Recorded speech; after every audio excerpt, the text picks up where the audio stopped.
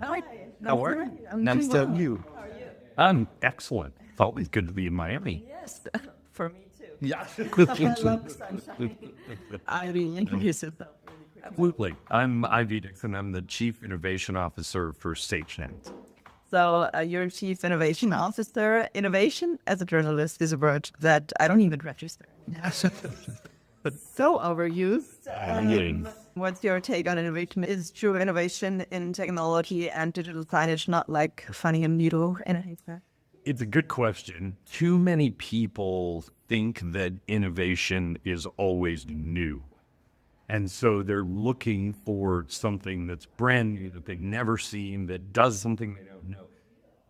In reality, innovation is taking pieces and parts that you have and utilizing them in a way you may not have utilized them before. And so a lot of what I do and where it becomes innovative is to say, hey, I've got piece A and I've got piece B. They're not connected today, but it makes sense for them to be together.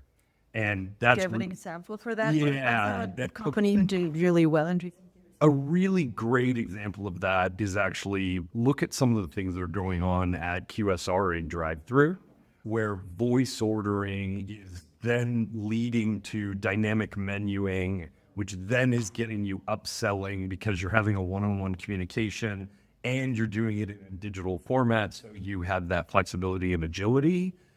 That is an innovative way of using 3 or 4 subsequent technologies for that. And does that already work?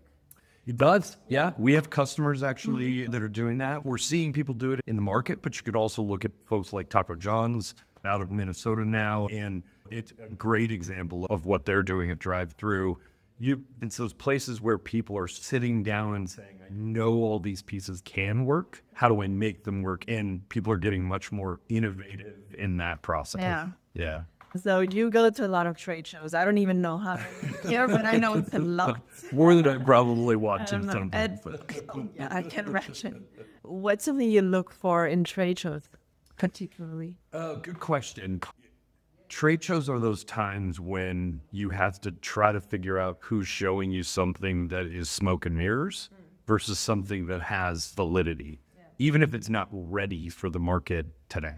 And the example that I'll give is 3.5 years ago, the first time I saw Mux Waves, and then you see guys like Clear LED or you see i5 LED coming into that realm of transparent, or those things when they first were out there, they were like, ooh, there's value in this. I'm not sure what it is yet. And that was only, let's say, 3 years ago. Yeah, right? exactly.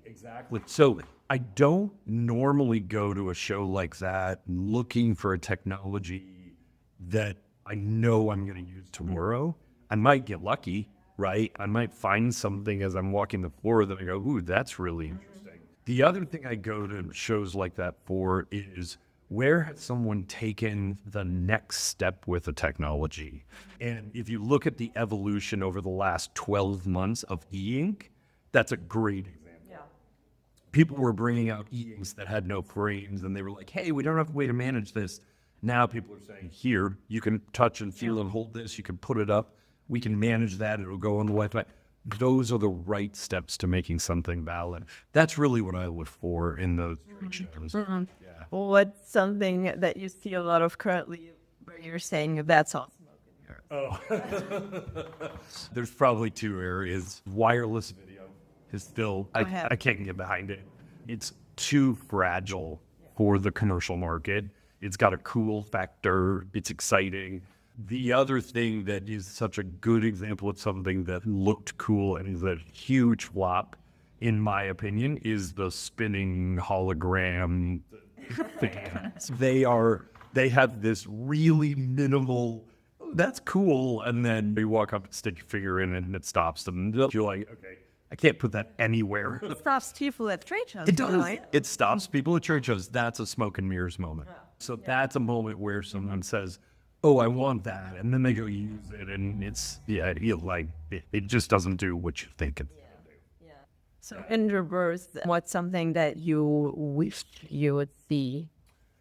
Oh, that's a good question. What I really wish I could see is a software company who would get on board with building a broader footprint around IoT and digital engagement. And the reason is those IoT devices are living out in their own realm, and then digital is living over here. But when you're building real digital experience, you're bringing all those together, and it can be very difficult to manage all of that. So you need one platform that integrates IoT and CMS? Yeah, it's getting, you look at someone like Nexmosphere, they're getting close. They're in that realm, but at the same time, there are still some challenges with that greater thought process of that ecosystem. Okay. Yeah. Looking out for that. There you go. Or is anyone... That's right. Point of my way. Developing a solution. That'd be great. That's right. Thank you so much, Ayu. Thank you. I appreciate it.